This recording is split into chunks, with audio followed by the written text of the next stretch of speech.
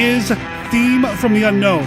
That's the name of the song. Theme from the Unknown by the band The Ogres that appears on their album The Acrid and Misanthropic Sounds of The Ogres. You can find out more about them at ogres.bandcamp.com, or you can follow the show notes over at monsterkidradio.net, which is the website of the podcast you're listening to right now, Monster Kid Radio, the podcast devoted to the classic and sometimes not so classic genre movies of yesteryear. I am your host, Derek M. Cook. Monster Kids, welcome to the show. This is episode 54, and as I said last week, there's only going to be one episode of Monster Kid Radio. This time around, instead of a Tuesday-Thursday thing, we're doing a Wednesday jam, and this is a potpourri type episode. I've got a handful of little bits and pieces that I've recorded since we launched Monster Kid Radio that I'm finally going to be sharing with you guys and gals. For example, we have a mini interview with filmmaker Wayne Sturgil. Now, he directed the movie Invader from Venus, and this was one of the Monster Kid Radio crash events that I did at the very beginning of Monster Kid Radio's existence. I went to the Clinton Street Theater here in Portland, Oregon for the world premiere of the movie. Now, it was done in the style of the 60s science fiction films, and I was fortunate to grab a few minutes with director Wayne Sturgil after the movie to talk a little bit about the film and just kind of rap a little bit about why we like these movies. Now, here's the thing. Invader from Venus is not available to view, buy, rent, or anything like that. I've been watching for it. I've not seen it turn up anywhere online. And that's unfortunate because I think some monster kids would dig this movie. And that's why I said on this interview, you know, I hate to promote a movie that you can't see. But then I started flipping through some of my old Castle of Frankenstein magazines, which, by the way, I love Castle of Frankenstein magazine. If you don't know what it is, look it up online. Get your hands on some of the back issues, man. This is a fun magazine. Anyway, I started going through some of my older Castle of Frankenstein magazines, and I found that a lot of times, back then, these magazines were covering movies by up-and-coming filmmakers, monster kids, fan filmmakers, that sort of thing. Sure, you might not be able to see the movie, but the interviews with the filmmakers, the review of the movies themselves still provided content and still thrilled us. And that's what I'm hoping we can do with this mini interview that we have with Wayne Sturgil. Also, in this episode of Monster Kid Radio, I'm playing 2 rounds of the Classic 5. I haven't played that here on the show in a little while. The Classic 5 is the fast response 5-question card game. It's either a yes or no, it's a pick this or that, true or false, that sort of thing. Don't put a lot of thought into it, just whatever comes to the top of your head, you spit it out once I ask the question. Now, I'm going to be playing that with 2 returning guests of Monster Kid Radio, and you're just going to have to stay tuned to find out who they are. Monster Kid Radio listeners, there will be a home version of the Classic 5 coming out in 2014, so stay tuned to our website over at Monster Kid Radio for news about that, for when that happens. Something else you can find over at our website, our contact information. You can email us at monsterkidradio@gmail.com or drop us a voicemail at our voicemail line at 503-4795-MKR. That's 503-479-5657. I do have a voicemail from Steve Sullivan, another former guest here at Monster Kid Radio, and a prolific author, the man behind the recent novelization of the original zombie film, White Zombie. I have some feedback from him we're going to be going over in this episode of Monster Kid Radio as well. Also, I'm going to review a movie. The company Film Chest put out a new edition of the movie The Bat from 1959, starring our man Vincent Price, directed by Crane Wilbur. I've never seen this movie before. This is my first time checking this movie out. I'm excited to review it and talk about it here on the show, so we'll be doing that as well. I know we'll be doing feedback proper here in a little bit, but I do want to say thank you to everybody who sent me a private message saying happy birthday. I really appreciate it. Y'all didn't have to. So, thanks. Makes turning 40 a little easier, so I really appreciate it. I also appreciate all the reviews we received in the iTunes store. We have what we're calling the 50 Review Challenge ongoing until, well, we hit 50 reviews in the iTunes store. If you subscribe to the show through iTunes, we're asking that you head over there and leave us an honest review. Once we get to 50 reviews, we're going to launch a new spin-off monthly show here on Monster Kid Radio. Can't do it unless we get 50 reviews, so if you haven't already done so, please head over there and drop us an honest review. And speaking of calls to action and reviews and that sort of thing, we're winding up 2013, and the end of the year is when a lot of websites and a lot of organizations start putting together their best ofs. They start maybe doing awards of some sort. Well, the Classic Horror Film Board is no different, and they do the Rondo Awards, where they celebrate, well, all sorts of things when it comes to classic horror and monster movies. I'm going to recommend that you head over to the Classic Horror Film Boards which is over at classichorrorfilmboard.com, or you can follow the link in the show notes. Register, and then one of the very first sections of the forums is a section for the Rondo Hatton Classic Horror Awards. Take a moment of your time, go in there, find the 12th Annual Rondo Award nominations thread, and just start nominating away for all of your classic horror works published or released in 2013. The Rondo Awards have all sorts of great categories. Best new release of a classic film, best new release of a new film, website stuff, articles, magazine covers, artworks, toys, television shows. I mean, every year I look forward to the Rondo Award nominations because I use it as kind of a shopping list of articles that I might have missed, of videos that I might have missed, of podcasts that I didn't check out. Just all sorts of things that us monster kids love. I mean, it's all there on the Rondo Awards. So again, head over to classichorrorfilmboard.com, get into that thread, and start placing nominees for what you think were the best in classic horror and classic horror journalism in 2013. I feel like I've rambled a lot during this intro, so I'm going to take a short break, and then we're going to kick it off with a round of the Classic Five with somebody. Here we go. White Zombie, a new novelization of the classic horror movie from award-winning author Stephen D. Sullivan. Available now in print and all ebook formats. Find it on Amazon, Smashwords, Drive-Thru Fiction, and other quality outlets. Also available in a special edition, including the complete movie script. Grab White Zombie before it grabs you. Details at sdsullivan.com.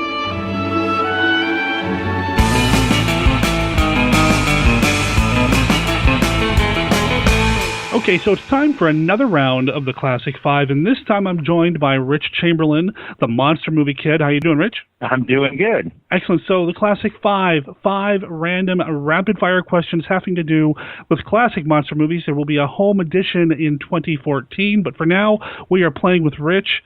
Are you ready, sir? I am ready. Go ahead. All right. Question number 1. Favorite Abbott and Costello Meet monster movie? Abbott and Costello Meet Frankenstein. Jack Pierce or Paul Blaisdell?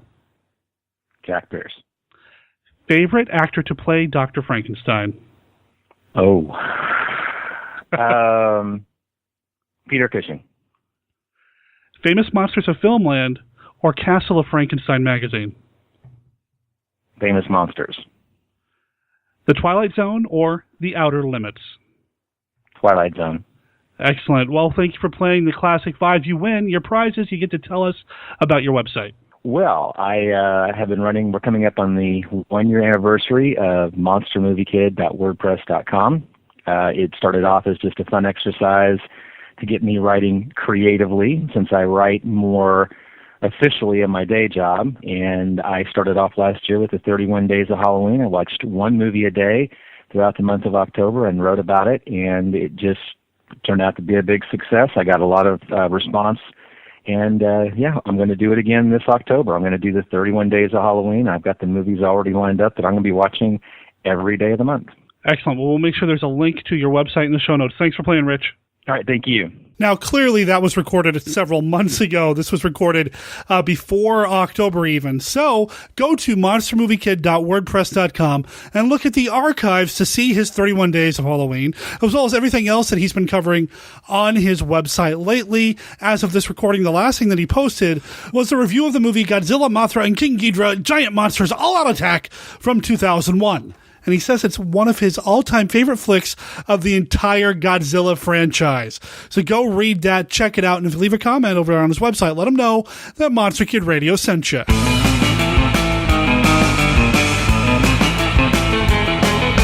It's 1964 in the town of Rockcliffe, where scientists Jack Vanderhook and Dr. Myron Kessler must thwart an evil invader from Venus named Zakor, who seeks to conquer mankind, but who must first take control of Project Skyhawk, the most advanced rocket and scientific research facility on Earth. Domineering over all with his flying saucer and superior weapons, Zakor ruthlessly kills with wanton desire. But the Skyhawk team won't go away quietly into the night in this science fiction thriller that's packed tight with confrontations and a deadly duel to the finish.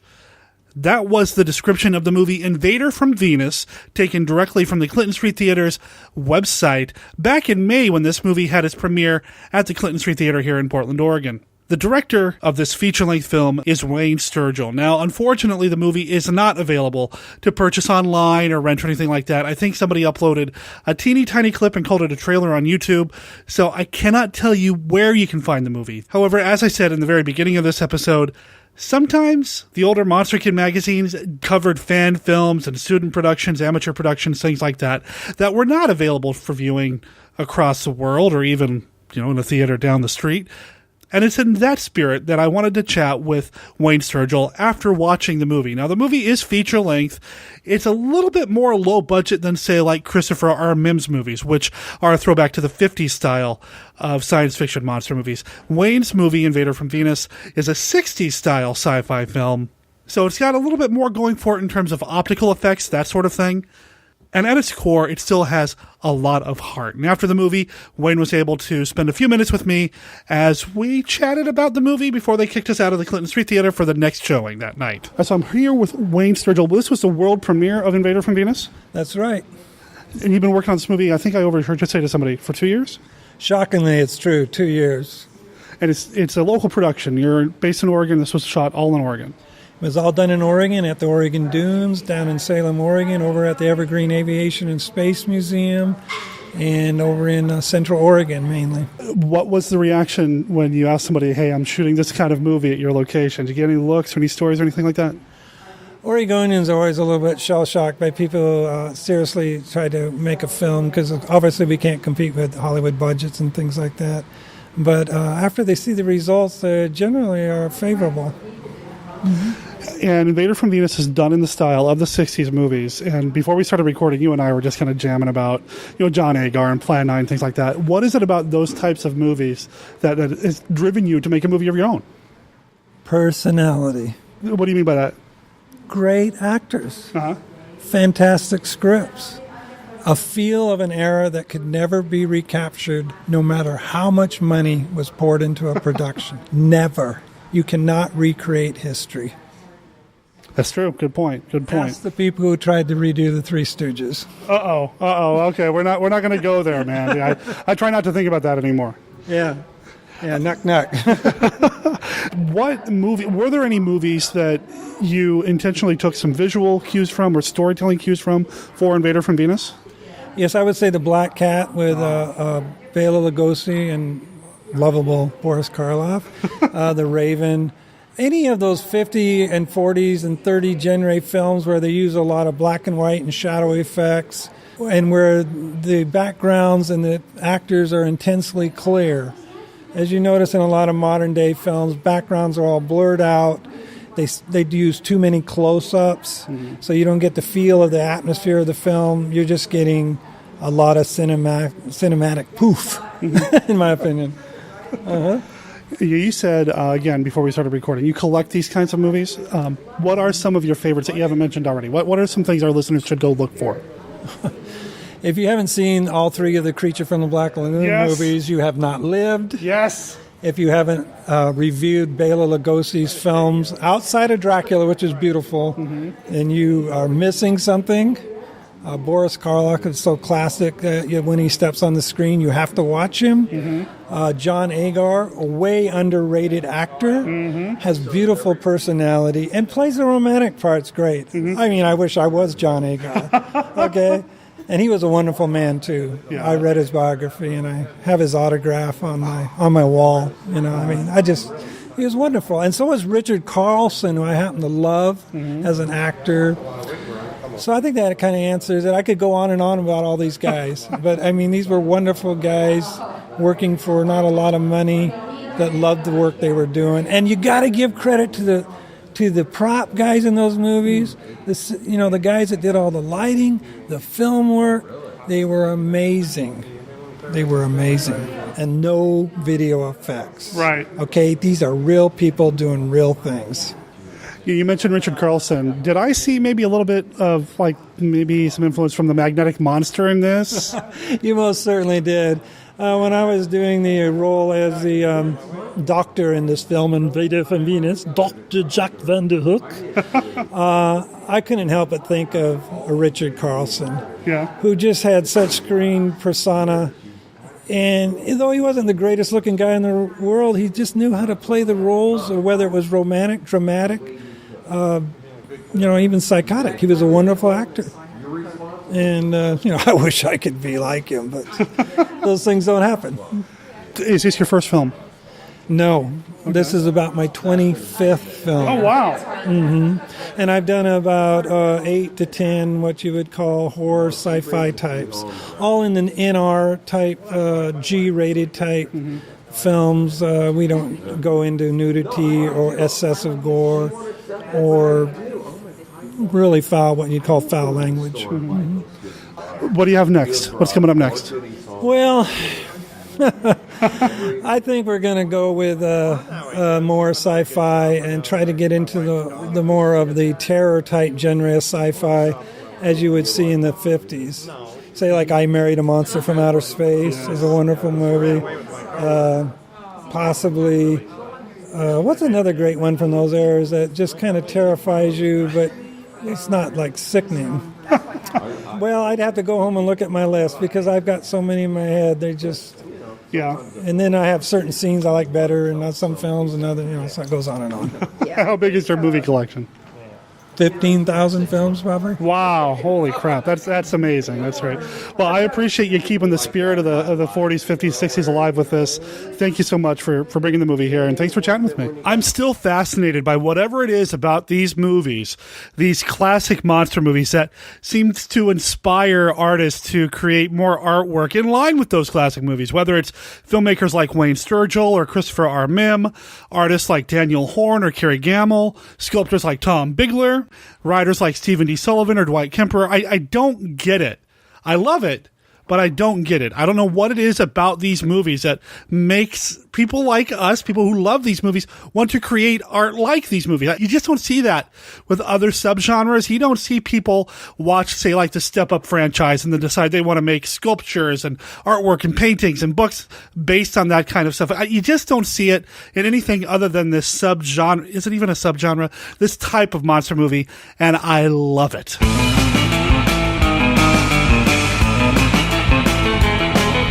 Okay, we're going to play a round of the Classic 5. There will be a home game version of this available in 2014. But for now, we're going to play it with Chris McMillan. How you doing, Chris? I'm doing good. How are you, Derek? I'm good. So the Classic 5. 5 random questions that have to do with monster movies. I'm going to ask these questions, yes or no, this or that, rapid fire. Don't think too hard about them. And there's no wrong answer. Oh, good. All right? I'm not being graded. I like that. No grading, no pressure, unless, you disagree with me. So... I've got 5 randomly selected questions from my deck of cards here. Mm-hmm. You ready? Yep, let's go. Okay. Favorite actor to play Frankenstein's monster? Oh, Boris Karloff. Favorite Bela Lugosi role? Dracula. Comes right off. Christopher Lee or Peter Lorre? Christopher Lee. Which one black and white monster movie would you want to see colorized? Creature from the Black Lagoon. And then finally, the Mole People or the Morlocks? Morlocks.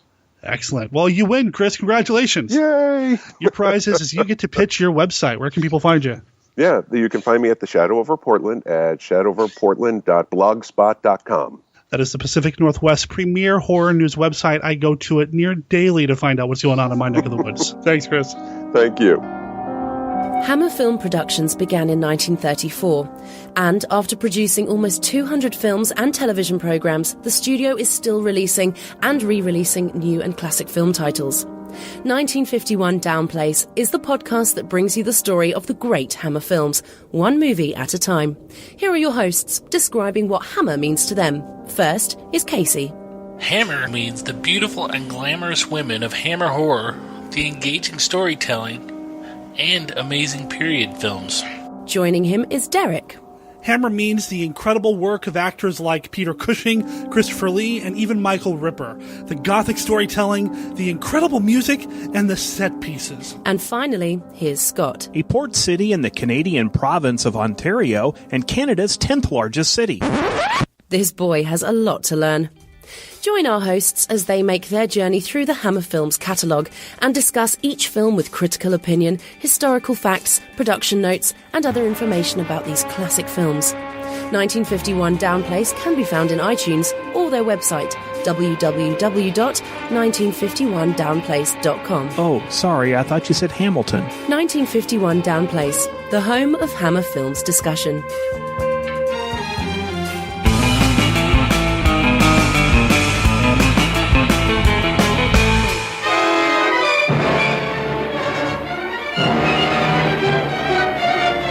Come in. Come closer. Closer. That's right.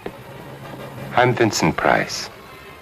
You'll be just as safe in this house of fear as any of the other 5 victims murdered by the Bat.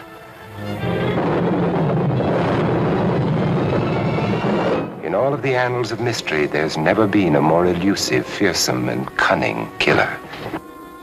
He'll lure you through hidden passages to make you his next victim. But nobody lives forever, so why be afraid of the Bat?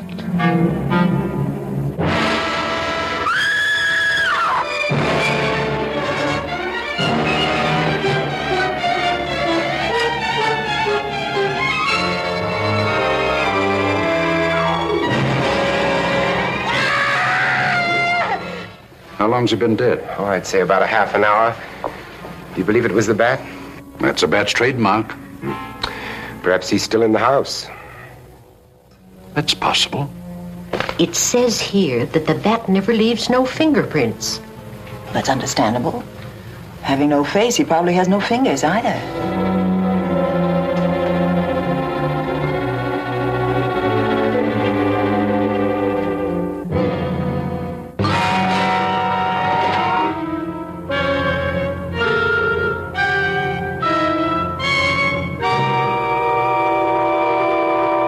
The Bat is waiting for you.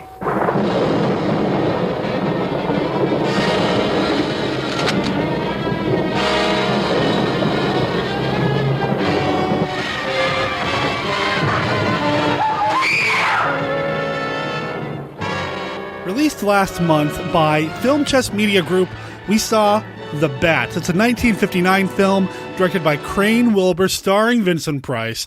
This is a remastered version of the movie, supposedly taken from the original 35mm elements. This print actually looks really good, and the sound's good too.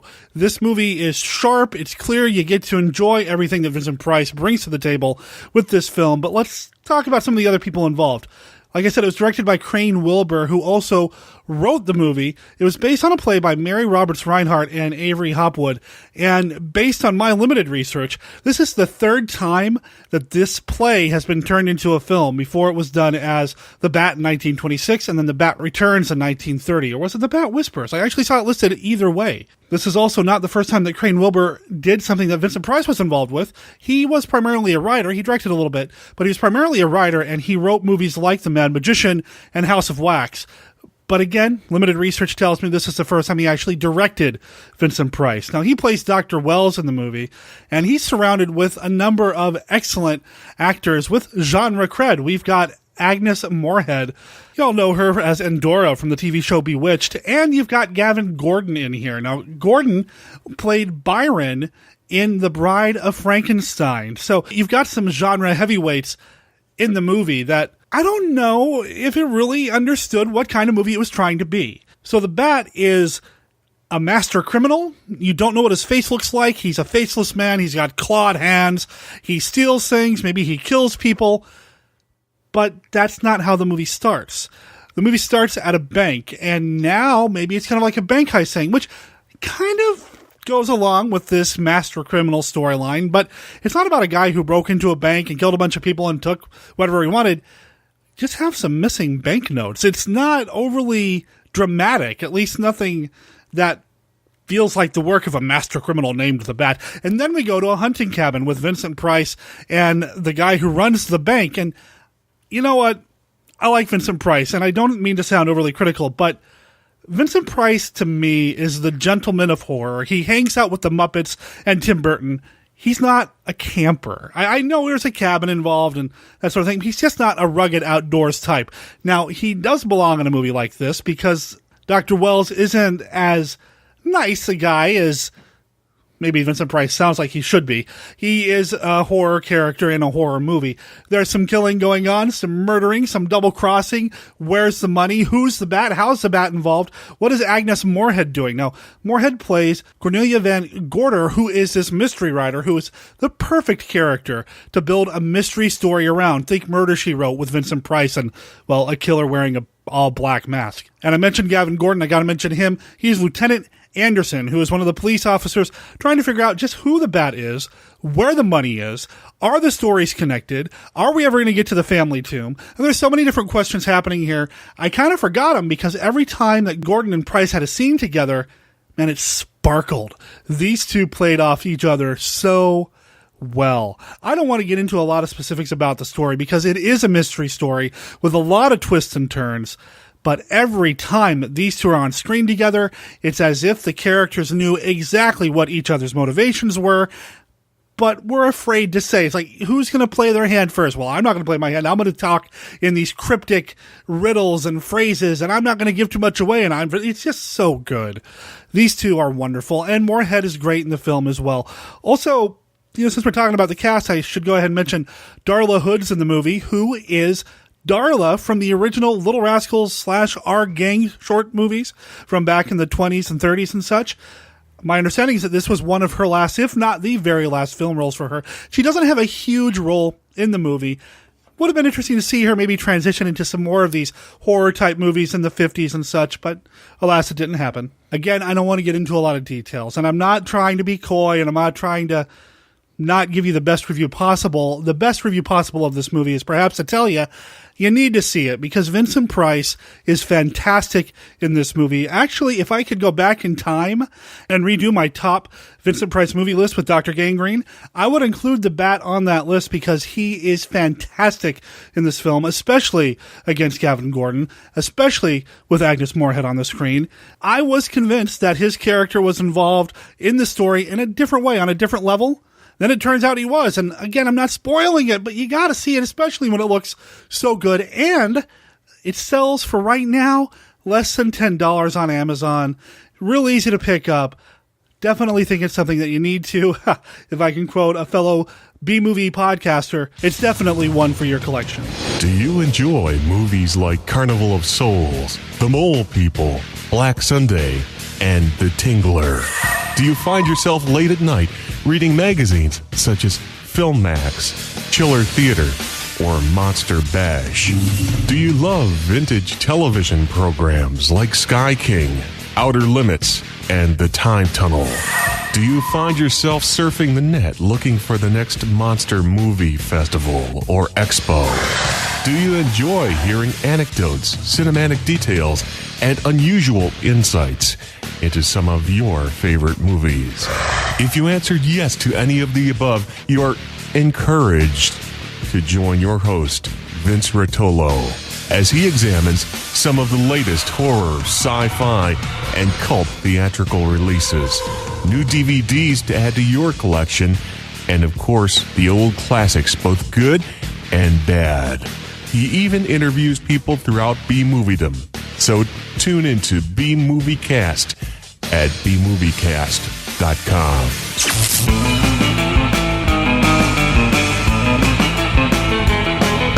Hey, Derek, this is Steve Sullivan calling at last to leave a message about Monster Kid Radio, which, of course, I've been listening to since it began and really digging the show a lot.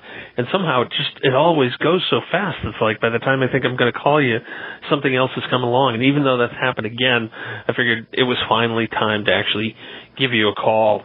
What prompted me to call was the Crimson Ghosts, because suddenly you've been turned on to serials. I've been into serials, I think, probably since I was a little kid, when they used to play them on Saturday morning starting really early, back out in the Boston area. I don't remember if it was a Boston or a Providence station, or maybe it was more than one, but they used to play Buck Rogers and Flash Gordon at least, and they might have played other stuff too. It's long enough ago that it's hard to remember, but I do remember those two, and that that turned me on to serials. And you're playing the Crimson Ghost kind of kicked me in the butt and reminded me that I had the Crimson Ghost waiting to be burned onto disc and watched, and I had forgotten it, and I started to watch it, and I'm enjoying it. It's a fun serial. As you can probably tell from Daikaiju Attack, if nothing else, I'm a big fan of serials. I really enjoy them a lot. You've got Linda Sterling in this one, and she is the queen of serials. She's in a lot of cool stuff. She's in I think Zorro's Black Whip and the Tiger Woman and other things like that. So she's just awesome. Clayton Moore, always great to see him, even if it's weird to see him as a black hat, since for pretty much his whole life he wore the white hat and the mask and carried the silver bullets. So anyway, I'm glad you're enjoying that. It's a Republic. Republic does the best serials, and not only that, but they also have the Lydecker brothers, who were amazing miniature and special effects artists. Those guys are just, really astonishing, especially given the time period. They're clearly the best. So now that you're into this, I figured I'd recommend a few other serials to track down. I know there are some that I haven't seen that are at least this good, but there's stuff that you probably want to know. First of all, you're going to want to look for some of the Bela Lugosi serials. Bela was in 5 serials. I've got 3 of them: Phantom Creeps, The Return of Shandu, and SOS Coast Guard. And you can usually pick those up fairly cheaply from Alpha. You can probably watch them online too. There's 2 others as well that I'm thinking I'm probably going to order within the next week, now that I've been reminded that I don't have them. Karloff was in a couple of serials too, but I haven't seen them, and I'm probably going to order one of those because Alpha Video, oldies.com, they're having a sale right now, which is really a kind of nice thing for those of us that have way too many videos to watch anyway. But in any case, that's something people might want to check out. The Captain Marvel serial is one of the best ever, and is really worth seeking out. There's a really nice DVD print of that. The Flash Gordon serials, there are 3 different ones. They're all excellent, and obviously very influential. And if you like Buster Crabbe, you can go for Buck Rogers at that point too.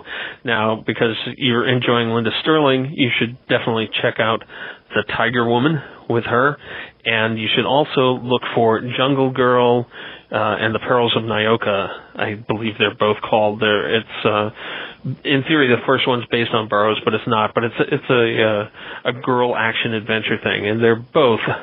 These are great serials.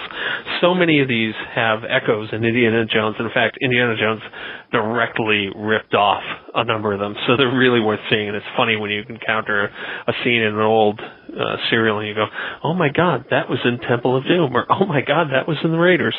Anyway, glad you're enjoying the serials. Have a great time. I just released White Zombie. You know about that. I continue to release a free episode of Daikaiju Attack every week. People can find that on my site at StephenDSullivan.com or SDSullivan.com or even DaikaijuAttack.com. Anyway, have a great week and continue putting out great podcasts, and I will be talking to you really soon. Have a good one. Bye. Steve, thank you so much for calling and leaving us a voicemail. As far as the serials go, I'm digging them. I'm really enjoying them. And you mentioned Zorro's Black Whip and Linda Sterling, and I mean, she's great. She was in The Crimson Ghost, of course, but she would also do a number of other projects that I need to track down, including Zorro's Black Whip. I'm actually about halfway through that. Paul Curtis sent me a copy of that serial.